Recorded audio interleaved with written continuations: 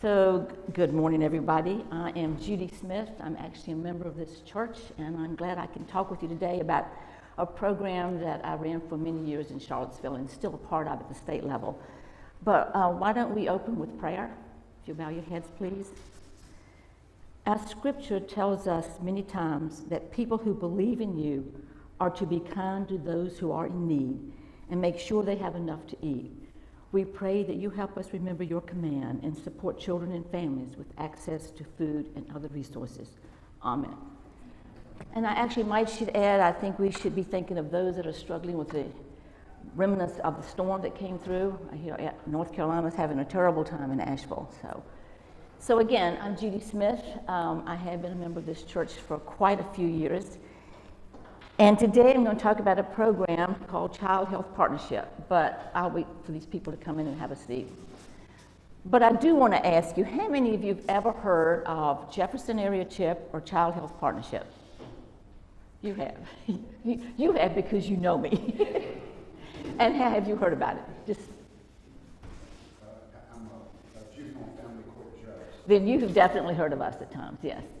So we've gone by both names, so I want to make sure if you're familiar with the program at all, you've heard both names.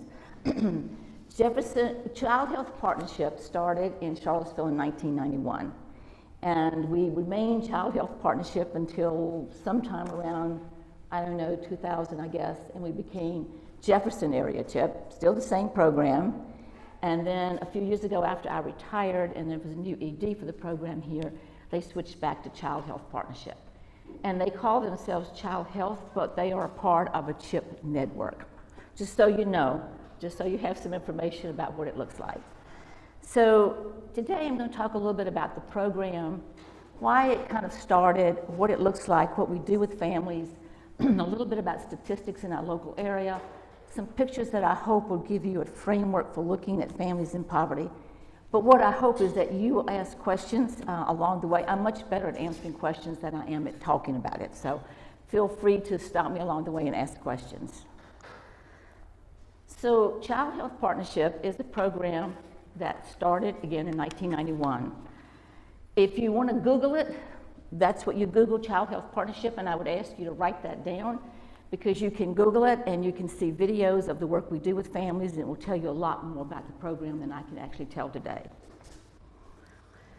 So, Child Health Partnership is looking at how we imagine our community. We think of how we can work to make children and families stronger and how they can be supported. It's a voluntary program. That's really important to remember. The mothers and families who come into our program are all voluntary. They can leave at any time, they can come in at pretty much any time, as long as they have a child under the age of 7. We are unique because we have a team approach of working with families. That team approach consists of a registered nurse and what we call a family support specialist or a parent educator who also works with families. That was unique. I should stop and say, this program, not just the one here, but the one that's 6 sites across the state, are Virginia's only homegrown program for home visiting for moms and kids. It's totally a Virginia program. And I think that's important to remember because it was developed to give families the opportunity to deal with both social and health issues at the same time. And very quickly, it's really hard to think about your health if you're not sure where you're going to sleep, or you don't have enough food on the table, or someone is about to be evicted. So bringing both of those elements into the home makes a big difference. We are slightly different from other programs in the community simply because we have that in place. Our services are free. There are no costs for our services. And last year, we served 367 children, 80 pregnant women, and 18 pregnant or parenting teens. So while we do this and we provide services, I think it's important for you to understand how our program works and how it reflects the values that we have, because this is a very important piece, I think, of what we do. Our program is strength-based. We believe that every family has a strength and has the capacity to do better. We believe that our responsibility as being in people's homes is to help them identify their strengths. Nothing was more brought this home to me any more than talking with a family years ago. And I said, so what do you see your family's strengths as being? And she said, we don't really have any strengths. We have no money, we don't have a house, we don't have a car. So, but there are strengths. She survived. She was living, she was caring for a child, she was working. So part of our job is to recognize the strengths and to maximize those strengths that families have. Child Health Partnership believes in problem solving, giving parents the opportunity to begin to learn how to solve the problems for themselves. What that means is, if I go into a home and a parent says to me, gee, I don't have enough food, can you get me food? My first response is going to be, how are you thinking you might deal with this? How do you begin to think how you can solve the problems? It doesn't mean I'm not going to help them, because we are, but I want them to begin to think for themselves, because if I'm problem solving for them all the time, they're not problem solving. And then the third kind of value that we have is we do believe that a child's first and best teacher are their parents. And so we want to give parents the skills to be their child's first and best teacher. Any questions about that? This sort of goes with the do for, do with, and let go philosophy. And I love this quote by Barbara Bush, who said, if human beings are perceived as potentials rather than problems, as possessing strengths instead of weaknesses, as unlimited rather than dull and unresponsive, then they can thrive and grow to their capabilities. And that's kind of how we operate. Now, when I say do for and do with and let go, it's not a straight line. We all know that all of us sometimes need help in different ways. So do for means we show them how to use the system. We maybe make those phone calls to the health provider or to social services. Then we let them do it for themselves, and then we let go. Again, it is not a straight line. We backtrack lots of times with what we do. So I don't know whether you can see this. This is just some poverty levels from, I'm sorry we don't have a screen over here. I keep looking in that direction. That shows you the poverty level for children in Albemarle County, and it's about 8.5%. We're just looking at children today. If you look at the city, 17.4% of the children in the city of Charlottesville live in poverty. Does that surprise you? Why does it surprise you? I think when I look around the community that we live in, and I see all the opportunities that we have, I see job opportunities sometimes, I see good health center. Why do we have 17.4% of our children living in poverty in our city? So one of the things that I like to point out to us is that children, 0 to 17, make up about 22% of our population. That's kind of how they make up our population. However, they're 100% of our future. Yes? Is that 22% locally or nationally? It's more of a national. If you do it local, you get about the same thing. Okay. I mean, sometimes it varies with the locality of a rural county, whatever. But children are the living messages we send to at a time we cannot see. So how we take care of our children makes a difference. And we're going to talk more about that in a minute. So again, whether you think of children in the future, you think of the little kids you see downstairs now, whether you think of them as being your plumber, your banker, your lawyer, your doctor, your garbage collector, what do we want those children to look like and be functioning members of our society? So I'm going to give you a little bit of information about enrollment. 24% of our referrals are self-referrals. Families hear about the program and want to be in the program because of the support they can get. 82% have wages. Now, I put this in because we're talking about poverty, and we're talking about programs that deal with it, and we tend to think of these parents and families not working. They do work. They do have a wage. It's just not enough to live on. So 82% of the families that we enroll at enrollment are working. Those that are not working generally tend to be refugees who've just moved here from the IRC that we're working with and may not have jobs yet, or sometimes teenagers. 30% have moved 2 or more times in their year prior to enrollment. What does moving feel like to anybody? Not very much fun. Yes, you have a question? You mentioned 17% poverty in parents Mhm. of children. What are the demographics attached to that? How many single parents or no parents are involved? I don't have that statistic on hand, but I think No. it is a helpful fact to know. We don't, and I don't have that for one reason, because we focus on the child and the family, and we don't look at in terms of gathering that statistics. I can tell you, I'm not the ED here now, but I can tell you probably when I was there, I would say 50 to 60% were married families, two-parent families. Some were not two-parent families because of incarceration.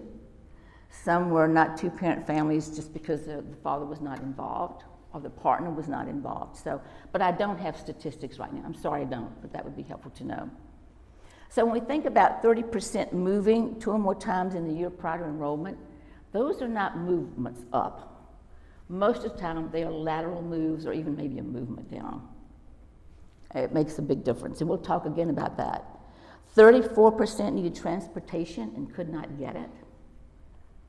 That's a pretty startling number when you think we have bus services, et cetera, but cannot get the transportation they need.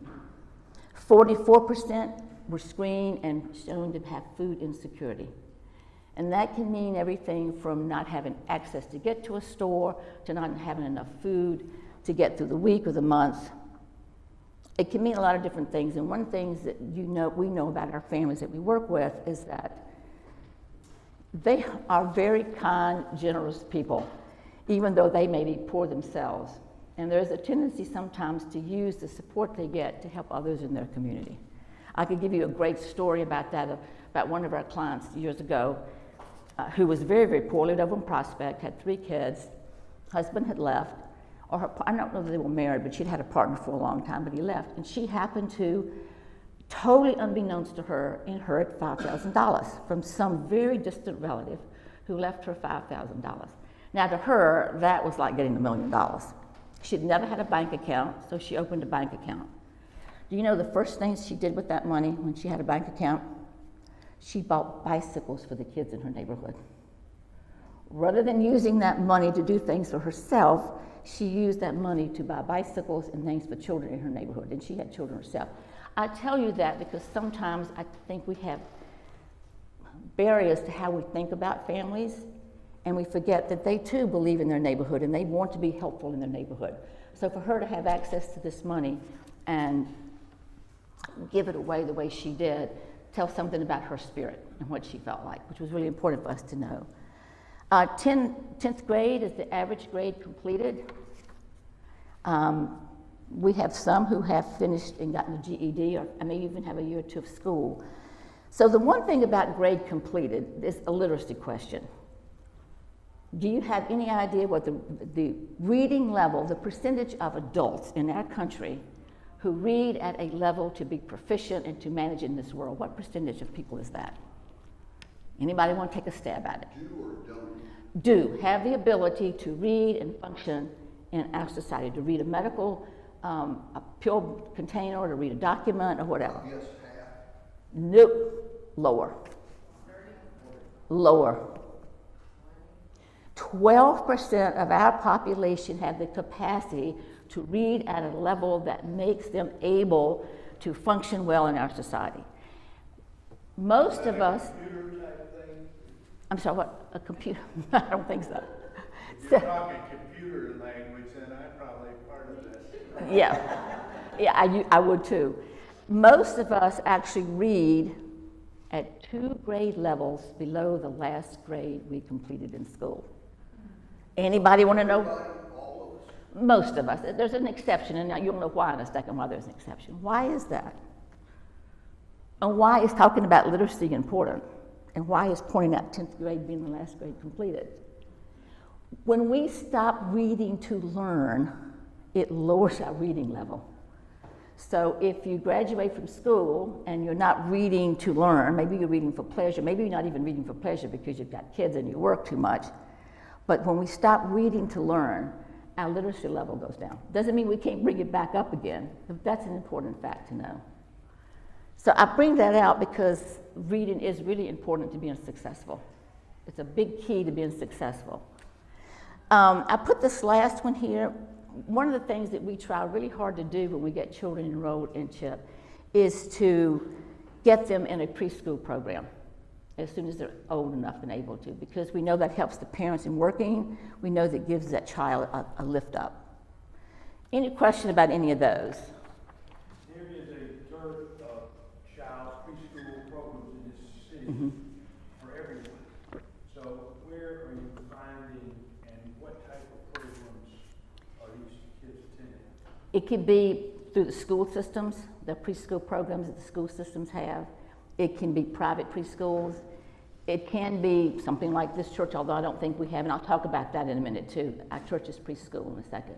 Yeah. Judy, can they ride the school bus to these preschool programs? You know, that was an issue that came up right before I was leaving. I think sometimes they can, but most parents don't want their kids on those school buses. I mean, I wouldn't want my child, I don't think, as a 3-year-old on the school bus, even with 6 and 7-year-olds. I think it could be a real problem. So transportation to some of those can be a real issue as well. But I point this out, and I can tell you some of our other changes over a year, but I have to back up. Programs like ours are task-driven, but they're not, the end does not show necessarily at any particular point in time. It's like that children are what we can't see in the future, what we think our kids should be in the future. So sometimes teaching a parent how to read to their child, we may not see the result of that in the time that we work with families, but helping that child have a pleasure for reading and learn to read makes a huge difference in how they might succeed in school. Does that make sense to you? It's just the things that we do, you cannot measure in a month or a week. This is just one of those that we can.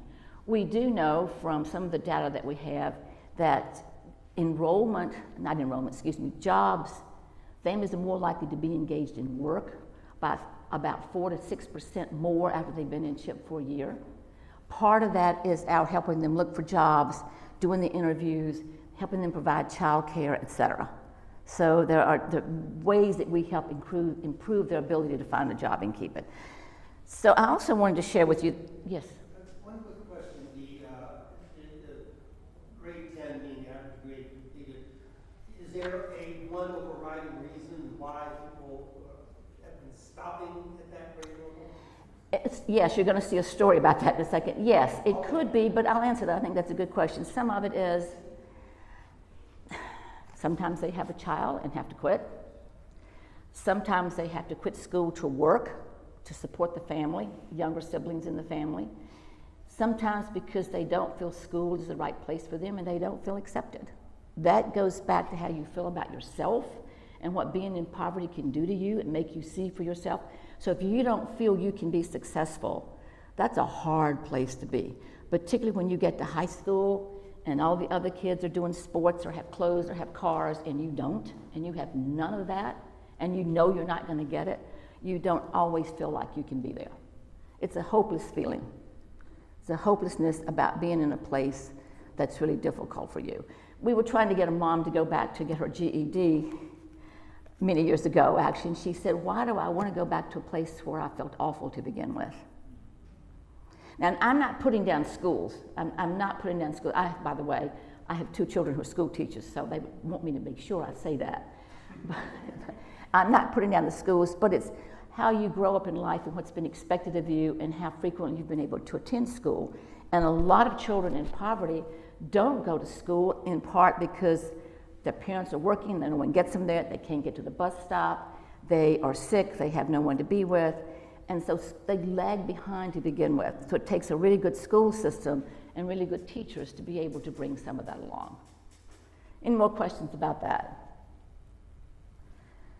By the way, the literature that we try to put out that we give parents, we always try to put it at a 4th or 5th grade reading level. And that's what they tell you when you are printing something for someone to read in our country, it should be at a 4th or 5th grade reading level.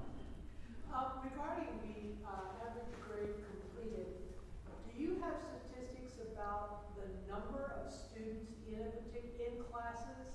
How many students is an individual teacher handling in a class period? 30, 35, 25? I don't have that, but we work in Fluvanna, Louisa, Charlottesville, and Albemarle, and I can tell you it'd probably be very different in all those areas. Thank you. So it is, yeah, it makes a difference. It makes a difference. So just for you to know, this is a little bit about the population that we serve. 24% are white. Well, let me stop before I say this. When we enroll people and we ask them to identify their race, we put down whatever they tell us. So it's not us looking at this person. We ask them, what race do you consider yourself? So that's where this information comes from. I think that's kind of important to know. So 24% are white, 18% black, 10% Asian, 38% Latino, and other kind of different ones. Any thoughts about that? I have just a reflection. Is there a reason why this list would not go from the largest to the smallest? Why it doesn't begin with Latino at 38%? Because I got this information from the CHIP data person, and this is the order she gave them in. So I put them in that way. Good question. We Yeah. would expect the whites to be listed first, and it's really important to me to see these Latinos that are higher. Yeah, that's how I got this, yes. I have done some after-school tutoring before, and had an opportunity to work with some of these families. And one of the things that we had in Birmingham was that all of our Hispanic-speaking children in the public school were considered at risk because their parents did not necessarily speak English. Yep. So one of the reasons for a high percentage there might be just that fact. And in general, I enjoyed, if I got assigned a Hispanic child, I would know that this would be a really respectful child who was eager to learn, who was very quick, and can translate her parents' tax forms for her. Oh, yeah. I mean, it's so. Yeah, and some of this changes and varies from year to year. I've been there long enough to know that at one point the percentages would be quite different. So it does vary from time to time. And CHIP serves a lot of families who come through the International Rescue Committee because we are an agency for that in Charlottesville, and that influences sometimes what our population looks like a lot. A lot of Latino families, quite honestly, really want you in their home. They really want you there to translate. And I will say CHIP, I'm just going to call it CHIP, not Child Health Partnership, but CHIP. CHIP, the last year that I was there, which was 2015, we were paying over $50,000 a year for interpreter services for our families. And I'm sure that number has more than doubled because of the number of families. And I wish I had the map that showed you how many families we serve from all over the world that come into our program that need help. And interpreter services are really important, and that goes into, and I'll talk about this again in a minute too, is how our community offers culturally appropriate services, whether it's language or whatever. Our staff, we tried to always mix up that we always had someone who spoke Spanish on staff. Usually we had one or two people who did, because that was the language we most served, and also in terms of race, yes. Just for curiosity, what percent, I mean, of these, do you have any idea of what percentage are first generation? How many of these are, quote, immigrant people who are new to the community? And is this a sign, some of this a sign of what is happening as far as immigrants coming into this area? Is that part of this? The reason this is hard to answer that question is because they identify their own race and what our ethnic group they want to be associated with. So you'd be surprised sometimes at how they choose to put that down. So it's hard, do you know what I'm saying? It's hard to reflect, but I'm sorry. I just was wondering, is there a large proportion of the people here representing people who are just coming into the area? It does represent a fairly large number of the people that we serve. It's not the majority, but it is a large number that we serve. Now, we may not serve them as long as we do other people. You can stay in the program until your child ages out, which can be 6 or 7. Some families graduate before then because they feel like their needs have been met and they're able to work on their own. But yes, some of the refugee families, refugee families come and some of them have great job skills but cannot find jobs to match those skills. We know that is a big, significant issue. They cannot find, so they take low-wage jobs while they're trying maybe to better themselves or to go back and take classes. Because they have been resilient enough to get here is the way I'm going to put it. They've been resilient enough to get to Charlottesville from wherever they were. They may have been in a refugee camp for a couple of years, maybe even 4 or 5 years before they get here.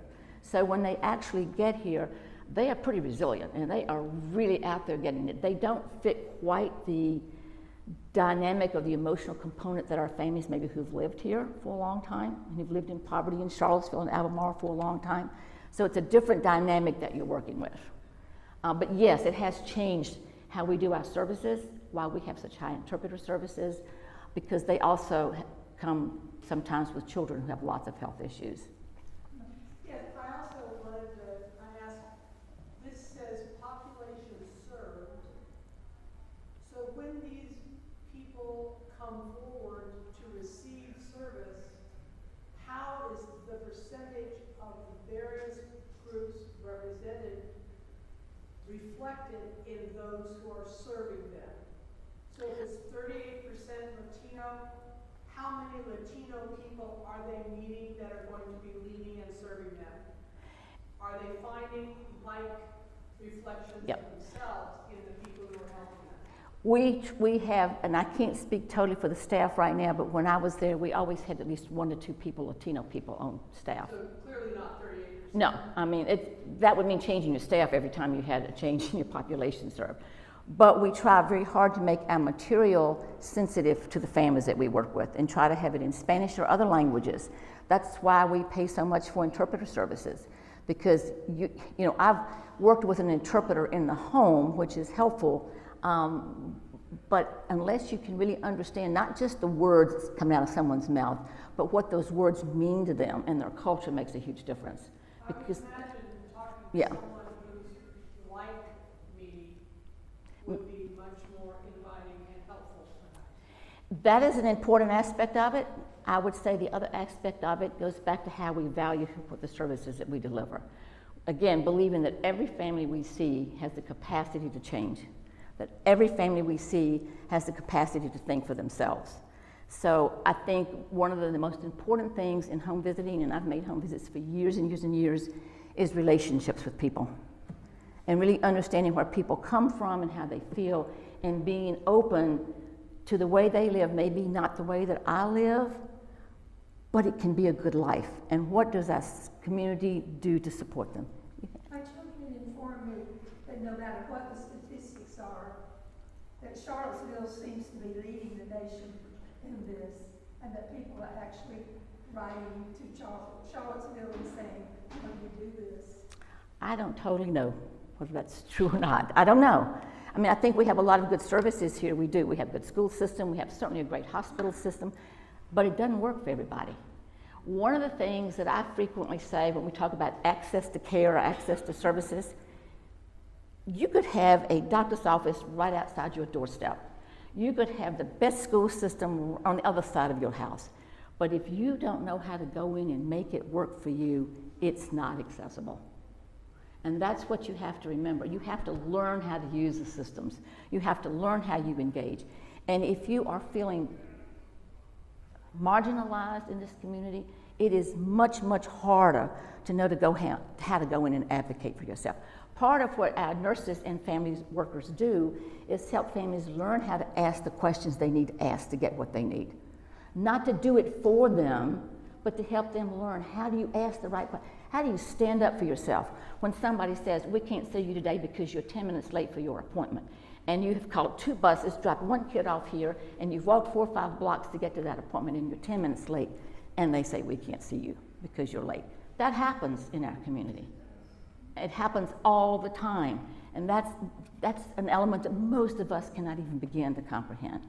So, another question, how do you pull together the people who have that open capacity to provide that information and to stand in that person's shoes, and what kind of credentials Okay. do they have, what kind of things can we do to become part of that kind of support system for what you're doing? Maybe where you're headed. Yeah, I'm going to talk about that in a minute, but I will say we do a lot of training and orientation with families.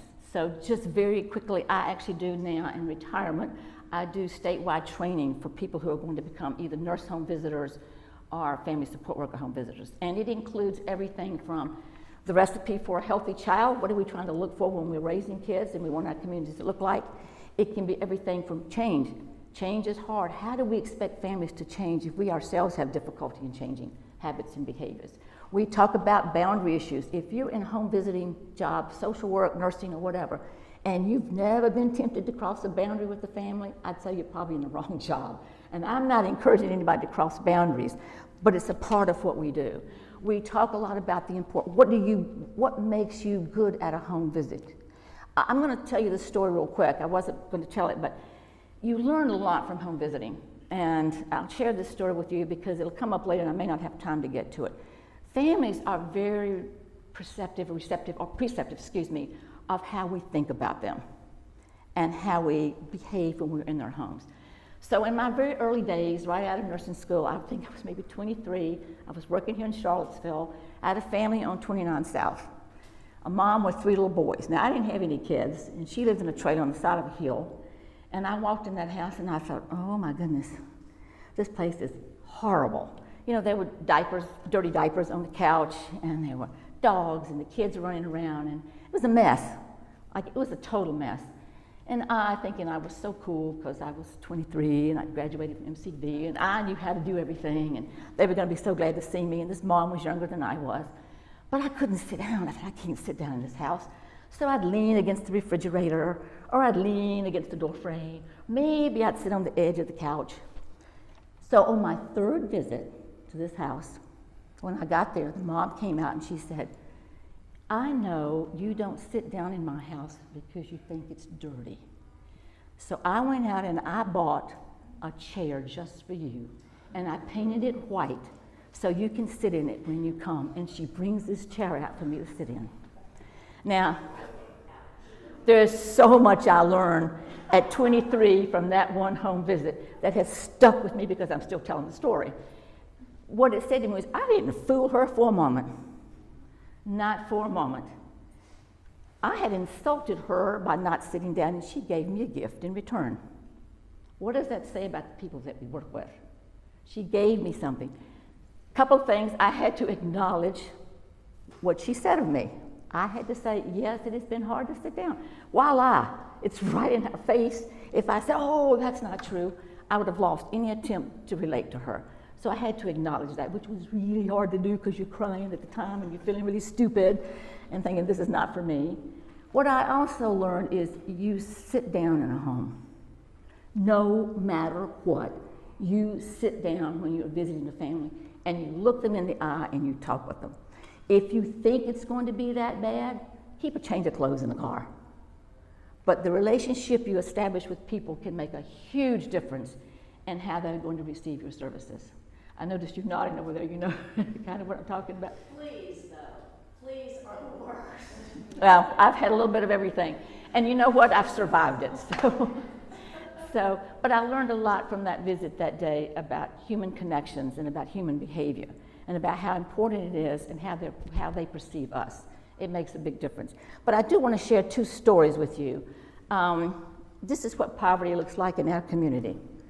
Joe and Bertha, in their late 20s, each have 2 jobs, and they generally work 10 to 11-hour days. Neither of their jobs are full-time, nor do they provide any benefits such as sick leave or health insurance. Both jobs pay minimum wage. We know what that is. They have an old car that frequently needs repairs. They do not have money for gas or repairs most often. They have 2 children, ages 2 and 4. Both Joe and Bertha grew up in poverty, generational poverty, and did not finish high school because they had to start work at an early age to support their parents and younger siblings. They have attempted several times to get their GED because they felt that it would give them better opportunities for jobs.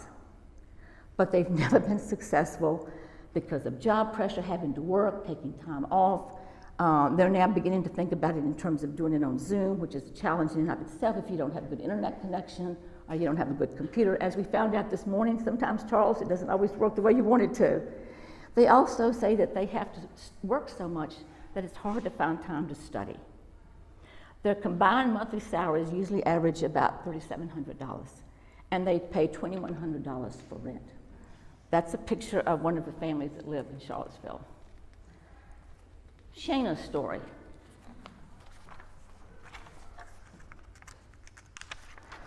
Shayna frequently shows up for kindergarten tired and hungry.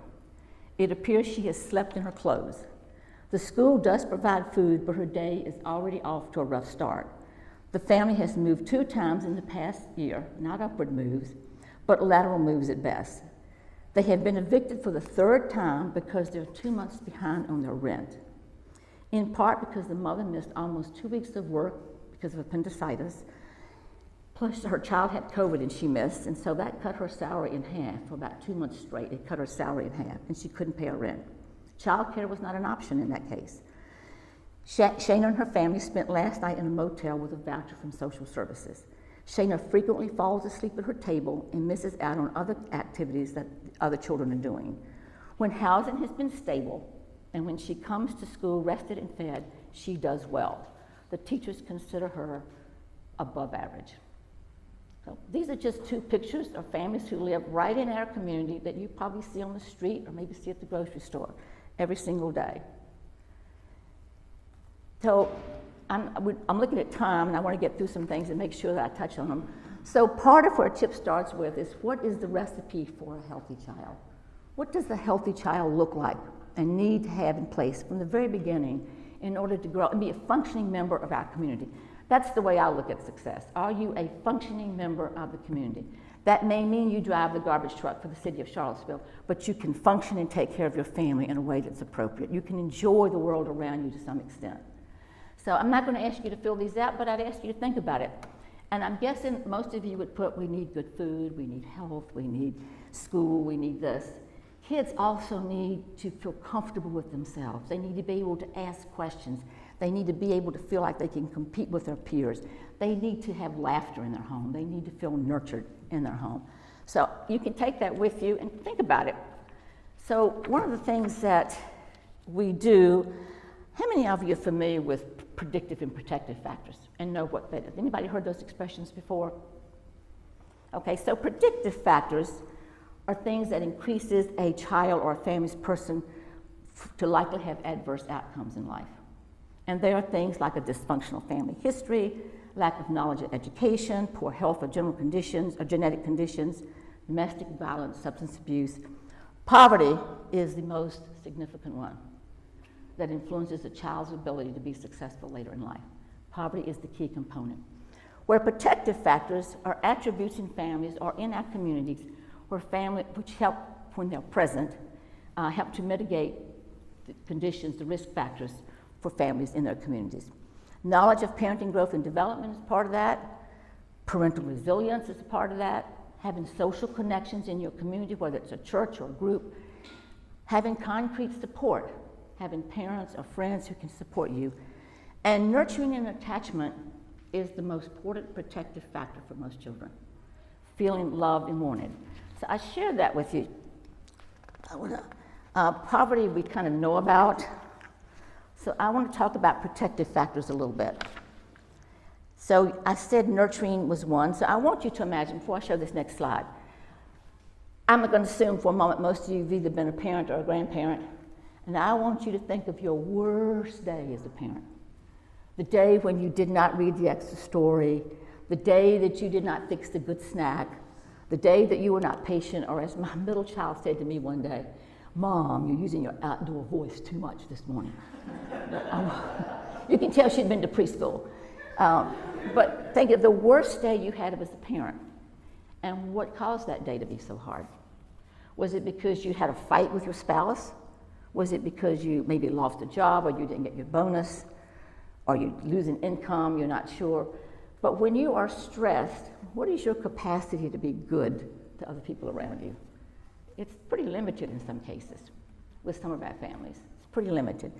And one of the things that we know is children who experience poverty through hardships like hunger and inadequate nutrition, insufficient access to health care, unstable housing and homelessness, and the toxic stress experienced by their parents who struggle to survive without adequate supports hampers their ability to be consistently nurtured and cared for. Does that surprise you? And we think of being nurturing as something easy, and it is, but it is hard.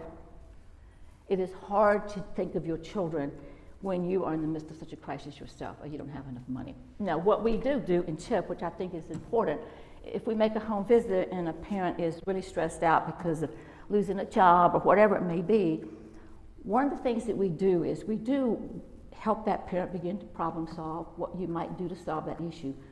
We always bring it back to the child. How do you think Johnny is feeling today when you're so stressed out? What do you think you can do to make this move a little easier for Johnny?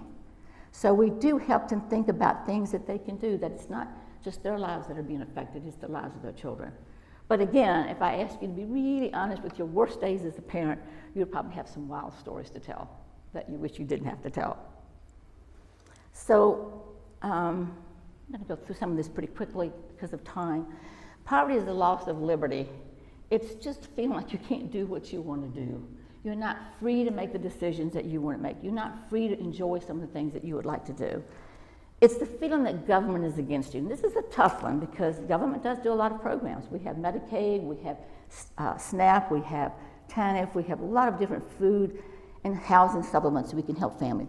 The problem is you have a family whose wages entitle them to get those benefits. And just when they're just beginning to get ahead with their job, just maybe have gotten a job that puts them slightly over the hump, all those benefits go away. And once again, they're back to living in a very marginalized way. So our services are good when they're there, but wouldn't it be great if some of those services could last maybe another year or another 15 months so they could maybe get a little more support under them? Poverty is embarrassing. Let me tell you, kids from a very, very early age recognize the kids in their classroom who have the better clothes, the better dolls, the better bikes, the better shoes, whatever it may be. They recognize that very early, and it can be very embarrassing to them to realize they can never have that. That's why we sometimes get upset and frustrated when we have a parent who is maybe getting support from social services, spend $150 on a pair of shoes for her teenager in high school. We may think that's the worst decision in the world, but why is she making it? Pressure, and she wants her child to be accepted. She wants him to finish school and do well. So we always have to look at it, what does it feel like? I'm going to go to poverty is fear, the last one, because I think that's one that I think Eddie talked about, and he mentioned last Sunday too, is the fear that you will never get out of where you are, the fear that things will never be better, especially if you've come from generational poverty. And by the way, folks, we know there's a big difference between poor and being in poverty. Those are two different words that have very different meanings for people in our community. So you feel like you're just never going to get where you want to get. I'm going to, again, time is of interest. I don't think that there's anything in here that would surprise you. Sometimes hiding necessities, embarrassed about getting a free school lunch, waiting for the sale dates in the grocery stores to get cheaper food, internalizing the assessments of others. That goes back a little bit to how they think people perceive them. And people internalize the assessments of the rich, the legislators, the moralists, all of us in our community, and accept responsibility for what has traditionally been seen as fate. They blame it on themselves. I don't like to use the word vulnerable because it feels like it's putting the blame on that person. When I say that's a vulnerable family, it feels like somehow they've done something to be vulnerable. And maybe sometimes they have, but I don't like to see them in that. I want to see them more as marginalized. So I'm going to quickly go through this. Social determinants of health. Anybody know anything about that? Because this is an important way that CHIP looks at the population we serve. Social determinants of health are conditions in the places where people live, learn, work, and play that affect a wide range of health risks and outcomes. Environmental and social factors such as access to health care and early intervention services, education, employment and economic opportunities, social support, and availability of resources to meet basic needs. This is the social determinants of health that influence everybody in this room, as well as the people who are in poverty. It's looking at things like economic stability, your neighborhood that you live in, the educational opportunities, where you get your food from, community and social context, healthcare system. It's all of those things.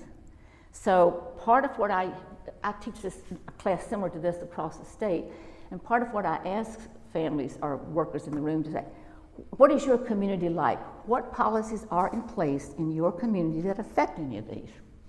Such as, where are your bus stops? Where are your big grocery stores like Food Line and Kroger, which are cheaper? Where are they located? How can families get to them? So looking at decisions that are made in your community that affect the determinants of health that all of us live under. Any thoughts or comments about that?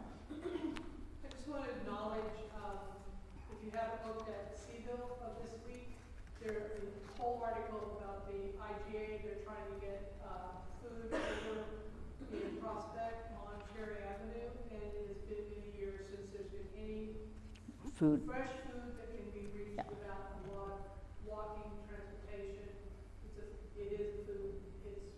It's a food issue, yeah. But it's right here in Charlottesville, and it's right in our news right now. And it's important, so I would ask you, and I'm going to talk a little bit about this, I got less than 10 minutes maybe to get through this, is to look at your community more closely. That's one of the, I call it stop, look, and listen. Stop, look at your community. Look at what the city council or the board of supervisors approve. What is on their agenda? How should you be involved with that?